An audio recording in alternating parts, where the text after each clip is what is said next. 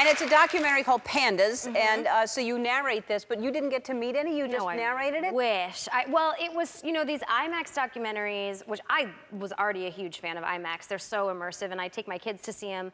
They're great documentaries, but they take 3, 4, 5 years to make. You can't just give the pandas a script. You gotta like wait till they do something interesting, and sometimes that is a while. Yeah. So they had made the whole movie over the last 4 years, and I came in and narrated it. Oh my God. It's so cute. It is so, and they're adorable. They're adorable, and until they're 3 months, they're like completely gelatinous. They can't do anything by themselves.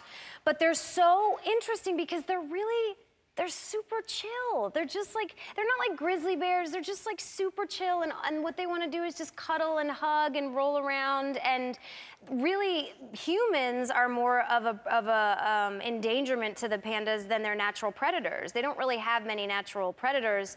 But the problem is they eat bamboo. With deforestation, it splits up all of the groups of pandas. They got a rough road. Do you know what you call a group of pandas? I do, but tell them. An embarrassment of pandas. That is the real name of the group.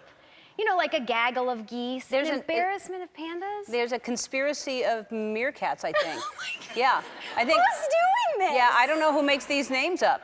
There's a murder of crows. There's a conspiracy of meerkats. There's all kinds of crazy embarrassment of poking fun. I know. They're just making us say things. They don't deserve an embarrassment. They're so cute, and there's all these groups in China that sort of can't get together, and their DNA is getting smaller. There's only 1,800 left. It's crazy. Yeah, it's really, really small we need population. to start paying attention to, I mean, as it gets smaller and smaller, and they're like, oh, it's too late. Same with the gorillas. As you know, I'm starting this, we're building a campus in Rwanda to save the mountain gorillas, and it's the Ellen DeGeneres Wildlife Fund if anybody wants to donate. But you've been to Rwanda, and you've actually seen the gorillas. I've seen the gorillas, and I've also seen how much they need that campus. Yeah. Because those guides are so educated, and they're so dedicated to that. Yeah, that's Dax and I in front of the male of the Susa group, which is, there are 3 groups in the Virunga forest, and the biggest silverback is called the Susa group. And you can hike up to see them, and it's so amazing. And they don't really have a facility to like study them, but these guides are incredible, and you walk with them, and they do tell you though, now they're not really dangerous because most animals that are vegetarians aren't like crazy and attack you. Like chimps, they're nuts. Gorillas, they're pretty chill, but they do tell you sometimes when you go into the group that they won't attack, but they will let the alpha male know that they are in charge. So be prepared if they grab the back of your shirt just to go limp, and then they might drag you a couple feet.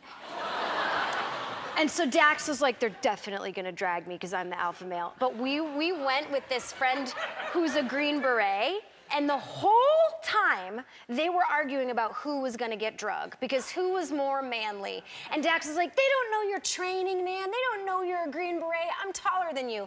So I don't even think he digested how surreal and beautiful the experience was. Because he was more worried about, They were in like an alpha competition. That's hilarious. We took a couple joke pictures, sure. The great thing about this is the gorilla knew it was a joke picture, so we were pretending like we were scared, and the gorilla was exhausted by us.